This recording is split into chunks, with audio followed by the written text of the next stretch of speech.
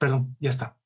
Les decía, ahora va a exponer José Tecún Cano, que es un estudiante de la Escuela de Ciencias Físicas y Matemáticas y que vamos a hablar sobre física de la fotografía. Entonces, cuando querrás. Muchas gracias. Y aquí estamos. ¿Qué tal? Muy buenas tardes. Mi nombre es José Tecuncano. Yo soy estudiante de la carrera de física y hoy les voy a hacer una pequeña charla sobre la física de la fotografía, la explicación de algunos conceptos y pues un poquito del contexto histórico y contexto de cómo se aplica la física y la luz a la fotografía, ¿verdad? Entonces, para comenzar, yo quisiera hacer una pequeña introducción hablando de, esperen un momentito, aquí estamos, de qué es la fotografía. Y bueno, la fotografía desde el punto de vista etimológico significa escribir con luz. Viene de la palabra fos, que significa luz, y grafos, que significa escribir. Desde el punto de vista científico, la fotografía es la técnica de capturar imágenes y luego plasmarlas en algún medio fotosensible. Y desde el punto de vista artístico, la fotografía es el arte de captar y presentar fotografías. Ahora, vamos a concentrarnos más en el aspecto científico. La fotografía tiene dos ramas principales, digamos. La rama creativa, que tiene que ver con la tarea engloba más que nada la creatividad del fotógrafo, la tarea de encontrar un sujeto interesante para fotografiar, que puede ser una persona, un evento o un lugar, y pues las reglas de composición, la regla de tercios, la utilización de la iluminación, ¿verdad? Por otro lado está la parte técnica, que es en la parte en la que se va a enfocar esta charla, que tiene que ver con los aspectos fundamentales sin los cuales no se puede crear una fotografía. En este caso hablamos de cosas como la luz, un sensor, las lentes o los filtros. Entonces, vamos a empezar esta charla con nuestra protagonista, que es la luz, porque pues cuando tomamos una fotografía nosotros necesitamos un medio que tome la información de nuestro entorno, del objeto que queremos fotografiar y transmita esa información a un medio en el que podamos pues plasmar esa imagen. La luz es por excelencia este medio, ¿verdad? El medio con el que fotografiamos. Pero para entender cómo la luz influye en la fotografía o cómo la luz crea las fotografías, hay que conocer pues las muchas caras de la luz, porque la luz, como dijo Giovanni en su presentación, tiene muchas formas de verse, ¿verdad? Y vamos a hacer un pequeño recorrido histórico para poder entender los tres tipos o las tres caras que la luz utiliza o que la luz presenta de manera más frecuente en la fotografía. Entonces, empezaríamos con el padre de la óptica, como se le llama, Alhazen. Fue un erudito musulmán que pues, se le considera el padre de la óptica porque realizó muchos estudios y experimentos con lentes, espejos y estudió a mucha profundidad la anatomía del ojo humano. En aquel entonces, los filósofos griegos pensaban que la razón por la que vemos es porque al abrir los ojos, nuestras pupilas emiten chorros de partículas, chorros de luz, y esos chorros de luz iluminan el entorno y gracias a eso podemos ver. Alhazen no estaba muy convencido y lo que demostró con futuros experimentos es que primero, toda la luz natural proviene de fuentes lumínicas como el sol o una fogata o las estrellas. Y segundo, que la luz viaja en rayos, que la luz está compuesta de rayos que viajan en línea recta y estos rayos, al golpear con otros objetos, capturan esa información y al meterse en nuestros ojos, somos capaces nosotros de ver esos objetos. Entonces, esta es la primera cara que tiene la luz, rayos que viajan en línea recta. Después, en el siglo XIX, tenemos al físico inglés James Clerk Maxwell. Él desvelaría la segunda cara de la luz al estudiar los trabajos de físicos anteriores a él, como Faraday, Ampère o Gauss, que pues curiosamente estaban trabajando en un campo completamente distinto, que era el de la electricidad y del magnetismo.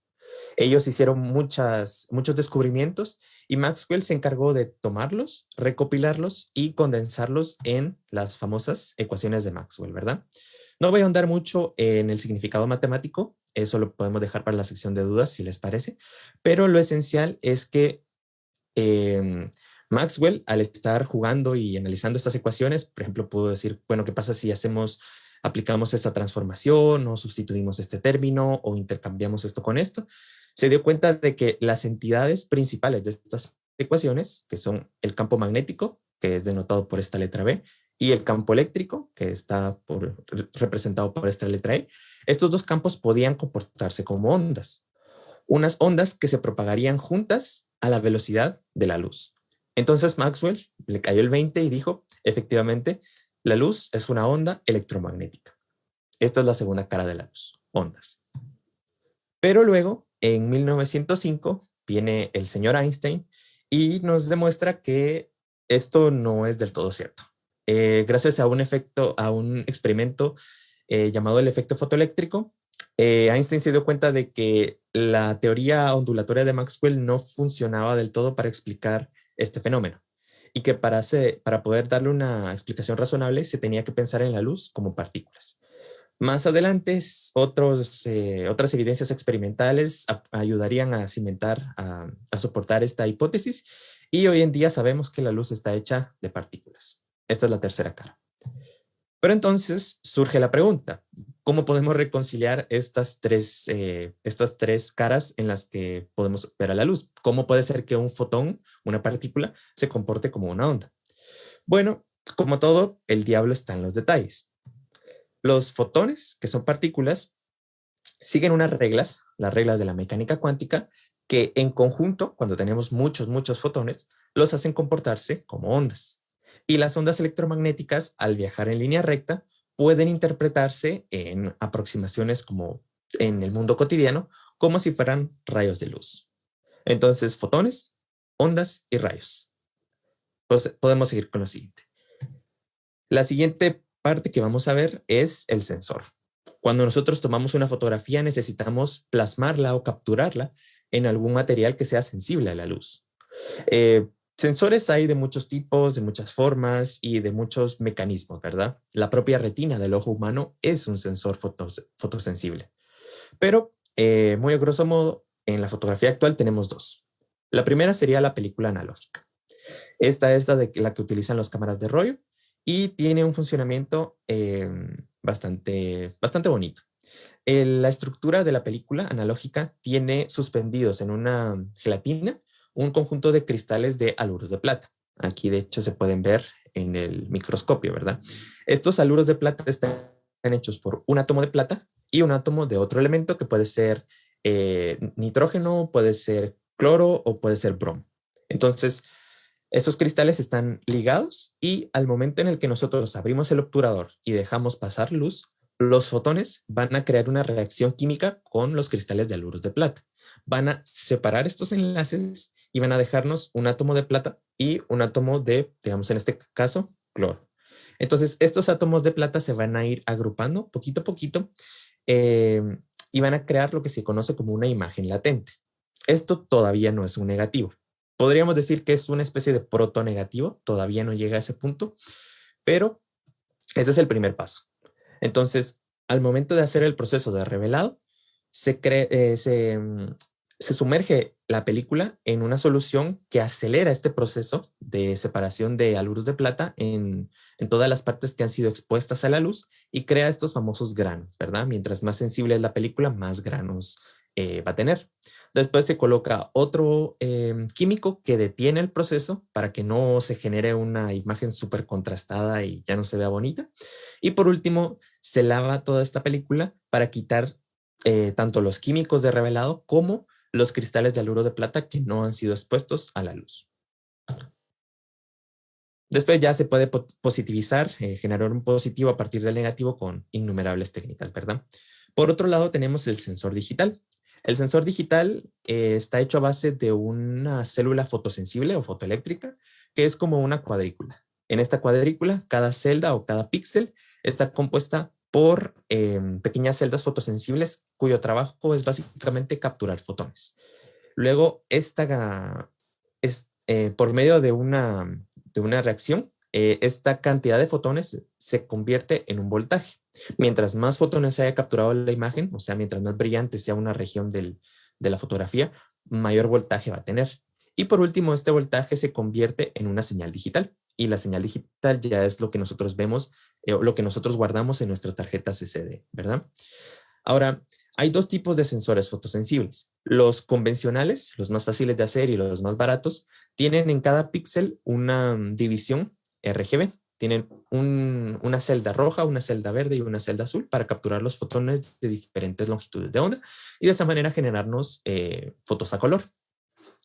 Otros sensores un poquito más caros tienen 3 cuadrículas separadas, superpuestas, y entonces cada cuadrícula está especializada para recibir un tipo específico de luz. Esto genera un color más limpio, con más matices, pero sí está el precio de que es más caro. Entonces, esos son nuestros sensores, la película analógica y el sensor digital. Pasamos a lo siguiente. Los siguientes son las lentes. Y creo que no hay manera de enfatizar como la importancia de las lentes en la fotografía, que no sea de otra manera que preguntarnos si se pueden hacer fotografías sin lentes. ¿Para qué necesitamos nosotros una lente? No, después de todo son bastante caras las lentes, algunas son hasta más caras que las propias cámaras, ¿verdad? Y la respuesta a esta pregunta de si se pueden hacer fotografías sin lentes, sorprendentemente, es que sí. Porque una de las primeras maneras en las que nosotros capturamos imágenes en la historia fue a través de un mecanismo llamado la cámara oscura.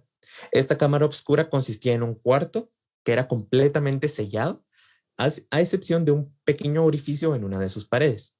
Entonces, si se quería capturar, por ejemplo, la cúpula de esta iglesia, lo que se hacía era que se colocaba o se construía el cuarto, se hacía un pequeño orificio y entonces solo los rayos de luz que pudieran pasar por esta pequeña abertura iban a quedar en el otro muro o en un lienzo, ¿verdad? Entonces, esto nos permite que solo aquellos rayos que pueden pasar por aquí vayan a ser proyectados a la pantalla. Eso nos quita un montón de rayos que pueden venir de otras partes y que nos pueden generar un desenfoque, ¿verdad? Actualmente, la evolución de la cámara oscura es la que le llaman la cámara estenopeica. Esta es utilizada por muchos fotógrafos aficionados como una especie de hobby que es más artesanal que profesional. Hay tutoriales a montones en YouTube de cómo hacerla. Se puede hacer con básicamente una caja de pasta dental o una caja de zapatos, un rollo de película y pues algunos instrumentos para crear la cinta de aislar, por supuesto, para que no se filtre la luz, y los instrumentos para crear el orificio y tener una pequeña abertura que se pueda cerrar para que no se filtre la luz, ¿verdad? Aquí tenemos una de un tutorial que encontré y esta otra es una versión antigua de la cámara oscura ya más profesional, ¿verdad? Y los resultados, pues, no están nada mal. Aquí podemos ver algunas fotografías de cámara estenopeica. Como pueden ver, hay una nitidez bastante decente, ¿verdad?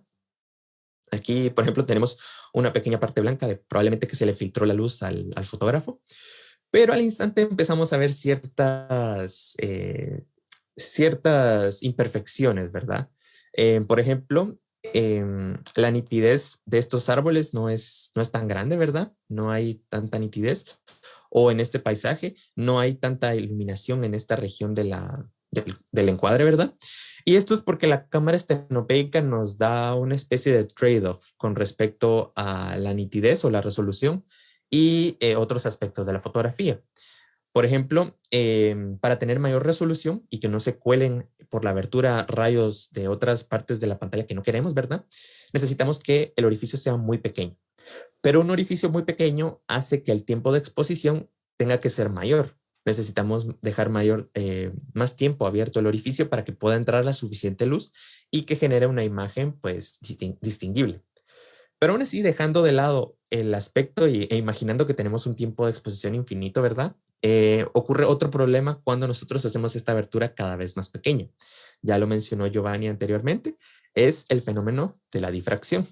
Y es que, poniéndonos ahorita en la perspectiva de las ondas, cuando una onda tiene que pasar a través de una abertura a través de o tiene que pasar por un obstáculo, el obstáculo y la abertura interactúan con la onda y hacen que se desvíe, que tuerza su trayectoria. Cuando la abertura es relativamente grande, esta difracción, el efecto de difracción no es tan notorio. Entonces vemos que la onda no se tuerce tanto, no se curva tanto.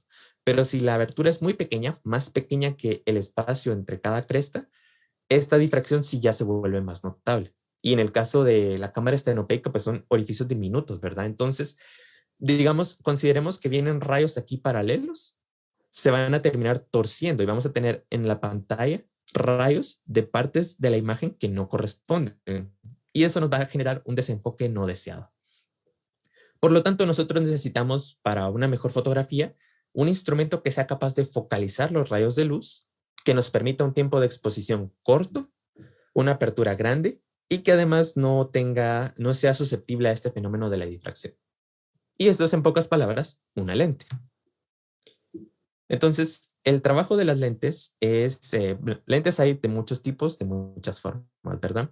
Las que vamos a ver principalmente en esta charla son la lente biconvexa o convergente, como su nombre lo indica, hace converger los rayos de luz, o la lente bicóncava o divergente, ¿verdad? Que hace con todo lo opuesto. Entonces, en el caso de la lente convergente, que va a ser la primera que vamos a ver, su trabajo es generar una correspondencia de 1 a 1 entre cada uno de los puntos de los objetos que queremos fotografiar y los puntos en el sensor, ¿verdad? Entonces, pues, como la naturaleza es caótica, digamos, en este punto de la manzana, los rayos van a salir a lo loco. Entonces, el trabajo de la lente es tomar todos los rayos que pueda y focalizarlos en un punto único en el sensor. Y lo mismo para cada punto de la manzana, ¿verdad? Pero las lentes tienen que seguir una regla de oro para que esta focalización se cumpla. Si la lente está muy cerca o muy lejos del sensor, los rayos de luz no van a poder converger en donde tienen que hacerlo, ¿verdad? No van a poder converger en un punto en el sensor. Y lo que vamos a tener es desenfoque total, ¿verdad? Los rayos de luz van a estar todos dispersos y no vamos a distinguir nada. La distancia, el punto en el que la lente genera esta correspondencia 1 a 1, es la llamada distancia focal. Y es el típico numerito que nosotros vemos en las lentes de toda la vida, ¿verdad? Entonces, a mayor distancia focal, más alejado va a estar la lente del sensor. Y es por eso que en lentes gran angular o lentes panqueque, como le llaman, por ejemplo, de 10 milímetros, son así bien delgaditos, mientras que los lentes telefoto o lentes macro, que son 200 milímetros, la lente está súper alejada del sensor y efectivamente vamos a tener una lente que es enorme, ¿verdad? Ahora, si son aficionados a la fotografía, seguramente van a haber visto estas tablas en las que se muestra una relación entre la distancia focal de una lente y qué tanto campo de visión tiene. Por ejemplo, lentes gran angular de una distancia focal muy pequeña tienen un campo de visión muy grande, se puede ver una gran parte del paisaje.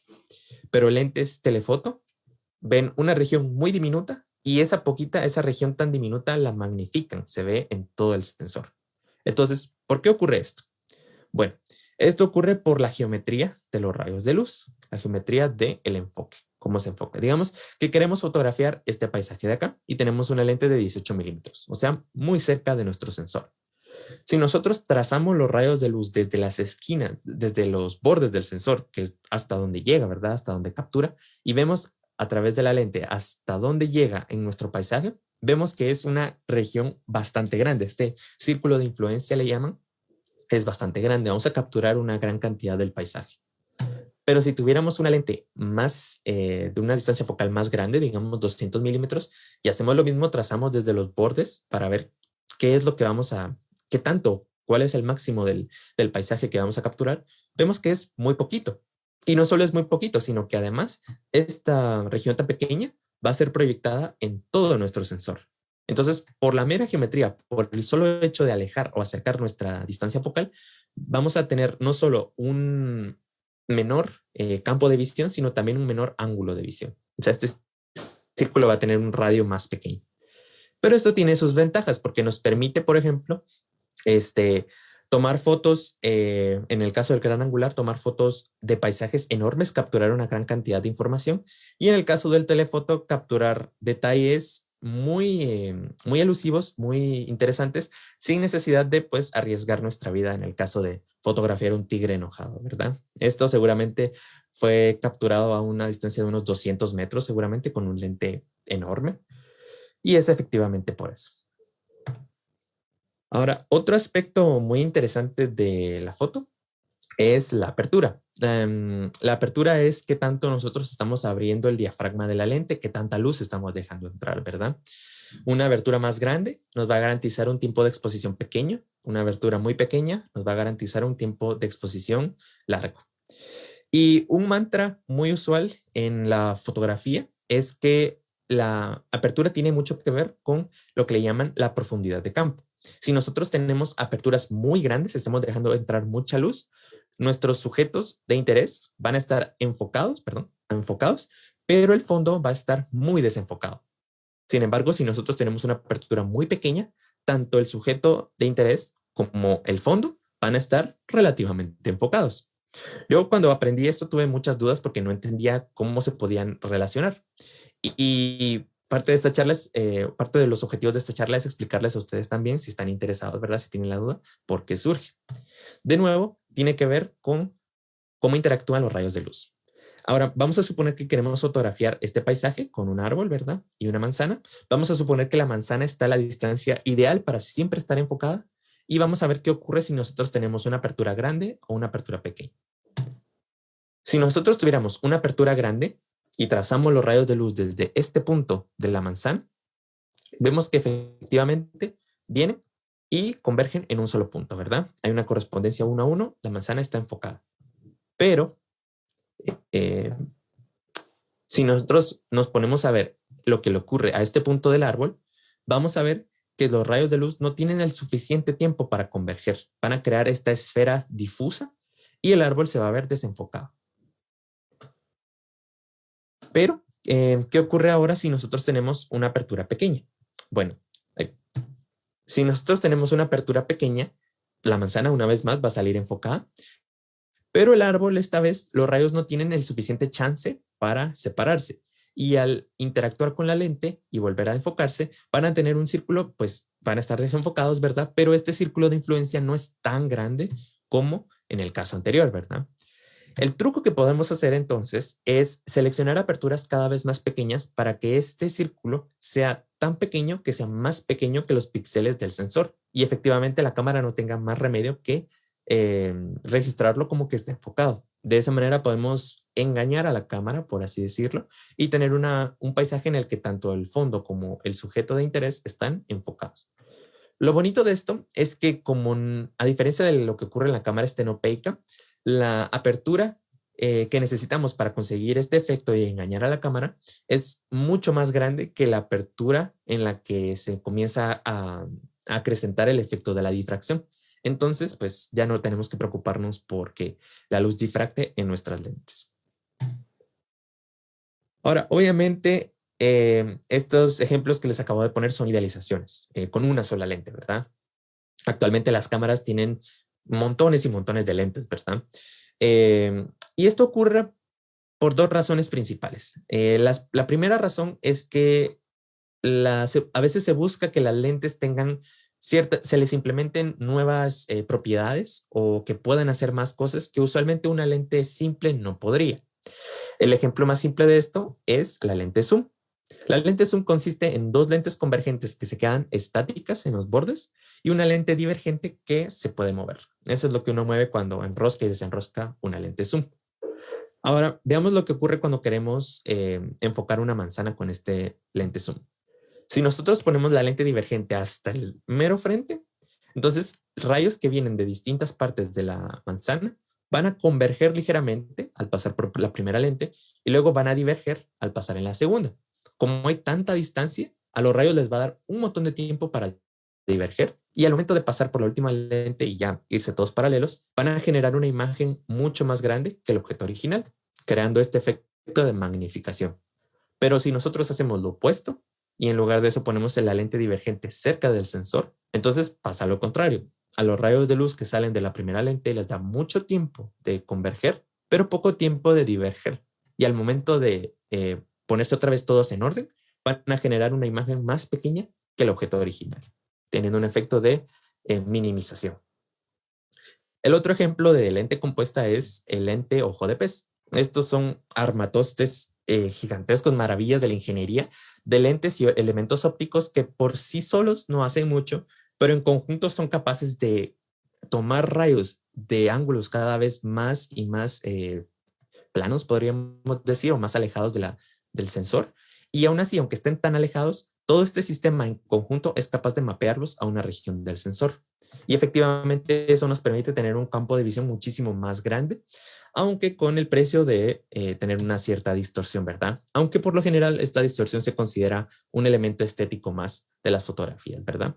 Aquí podemos ver algunas. Esta es de hecho la primera fotografía de ojo de pez que se hizo. Esto se hizo con un mecanismo muy distinto al de los lentes actuales. Se hizo con una cubeta de agua y una cámara, perdón, no una cámara, un margen que permitía capturar más luz. Pero sí, fue una maravilla de la ingeniería. Ahora, otra razón por la que se generan lentes compuestas es para corregir errores de las propias lentes. El ejemplo más común de esto es la aberración esférica. Y es que pasa que en las lentes de las que hemos estado hablando antes, las que puse en los ejemplos de apertura y de distancia focal, son de un tipo muy específico que se llaman lentes asféricas o lentes ideales. Estas son las que siempre nos enseñan en los cursos de óptica, ¿verdad? Que toman rayos de todas las, que siempre van paralelos y todos los mapean a un solo punto. Pero la mayoría de cámaras, dispositivos electrónicos, celulares o tablets utilizan lentes esféricas, que son mucho más baratas y más fáciles de construir. Las lentes esféricas tienen el problema de que conforme más nos alejamos del centro, los rayos se alejan más, el ángulo en el que son desviados es cada vez más incorrecto, podríamos decir. Y entonces no se terminan mapeando todos los rayos a un solo punto, sino que se mapean y convergen en puntos diferentes. Y esto tiene el efecto de generarnos unos anillos difusos que por lo general no aportan mayor valor estético a las fotografías y se consideran como un inconveniente. Entonces se colocan más lentes. Lo bueno de las lentes esféricas es que sus errores se pueden corregir añadiendo más lentes esféricas.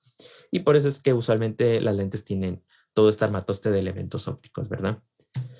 El otro error que se suele corregir con lentes compuestas es la aberración cromática. La aberración cromática la conocerán seguramente como como una franja arcoíris que hay en los bordes de las imágenes. Y esto ocurre por cómo la luz es refractada en las lentes.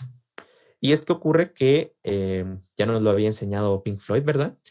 Las lentes no desvían los rayos de distintos colores con el mismo ángulo.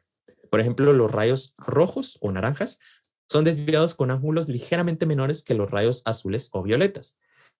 Y entonces lo que va a hacer esta lente es que nos va a mapear a distintos puntos del sensor los colores de un rayo que originalmente venía en una dirección.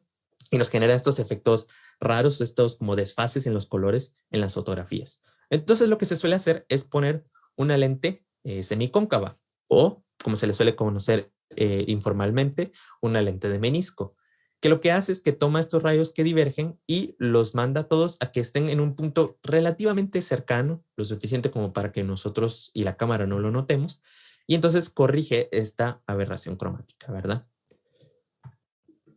Bueno, para terminar esta charla quería hablarles brevemente sobre los filtros, ¿verdad? Que son otro elemento más de la fotografía, pero quiero enfocarme particularmente en los filtros polarizadores, ¿verdad? Ahorita nos vamos a poner la perspectiva de que la luz es una onda y vamos a tomar, como por simplicidad, vamos a tomar solamente esta onda azul, la onda del campo eléctrico. No se preocupen por la onda roja siempre sigue al azul, entonces todo lo que le hagamos a la azul va a hacerlo también la roja, pero tomemos a la onda azul por este momento, ¿verdad? Aquí vemos que está vibrando en el eje vertical. Pero esto no tiene por qué ser así. El campo eléctrico no está obligado, o las ondas electromagnéticas no están obligadas a vibrar en una sola dirección. Pueden vibrar, por ejemplo, en el eje horizontal, o pueden vibrar en un eje intermedio, ¿verdad? O pueden vibrar y al mismo tiempo oscilar en círculos o elipses, que pueden girar en una o en otra dirección. La manera en la que estas ondas vibran es lo que se denomina la polarización de la luz. Aquí podemos ver unos GIFs, solo carga la página, en los que se ve o no se ve. Bueno, pero aquí se puede ver, por ejemplo, una polarización vertical, una polarización horizontal, una intermedia en un eje inclinado o ondas que giran y al mismo tiempo avanzan, ¿verdad? Entonces, ya va cargando. Vamos a dejar un ratito.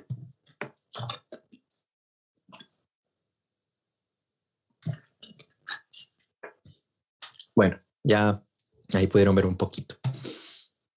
Entonces, también existe luz no polarizada, que es la luz que, por ejemplo, viene de fuentes caóticas, como puede ser el sol, una fogata o una lámpara incandescente, que muy grosso modo vibran en muchas direcciones al mismo tiempo, ¿verdad? Entonces, lo que hace un filtro polarizador es tomar luz de una polarización arbitraria y dejar pasar solo aquella luz que corresponde al plano de polarización del propio filtro, ¿verdad? Aquí tenemos luz no polarizada que vibra en todas direcciones, pasa por este filtro de acá y entonces este filtro solo deja pasar la luz que vibra en el eje vertical. En el GIF que está aquí a la izquierda, tenemos una pantalla que está polarizada horizontalmente.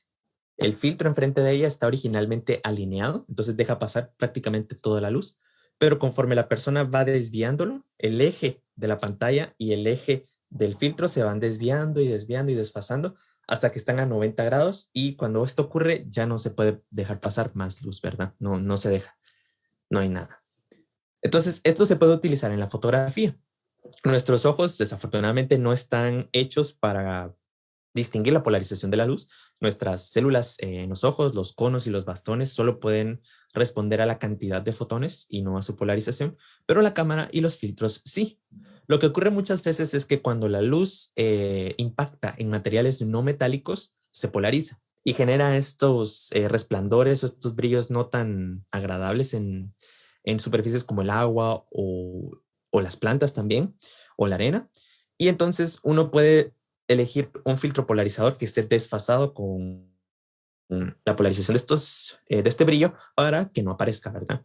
O en el caso del cielo, se puede remover mucha, digamos, suciedad lumínica al colocarle un filtro polarizador. Vemos aquí que los colores están más realzados, el sol se ve muchísimo más, mucho más contraste, mucho más azul, ¿verdad? Y las nubes tienen muchísimo más detalle. Lo mismo pasa con la vegetación, por ejemplo, y con fotos en la playa, ¿verdad? Y entonces, bueno, con esto concluiríamos la charla. Muchísimas gracias. Ha sido un placer para mí estar acá. Y aquí les dejo una bibliografía adicional por si les interesa más detalles sobre la naturaleza de la luz, ¿verdad? Tenemos QED, La extraña teoría de la luz y la materia, de Richard Feynman. Este libro es genial porque explica de manera conceptual y bastante fácil de entender cómo es esto que les mencioné, ¿verdad? De que las partículas, los fotones, siguen unas reglas que los obligan a comportarse como ondas. Este libro es ideal para explicar eso. Luego tenemos Ciencia para el fotógrafo curioso de Charles Johnson Jr. Este es un libro en el que me basé parcialmente para algunos de los conceptos que les expliqué en esta charla, aunque hay muchísimas más cosas que no cubrí, que él lo hace de manera muchísimo más rigurosa, con ecuaciones, con diagramas. Me gustó mucho. Luego, entendiendo exposición, cómo tomar grandes fotografías con cualquier cámara. Esto es ya más al aspecto práctico, más que el aspecto teórico.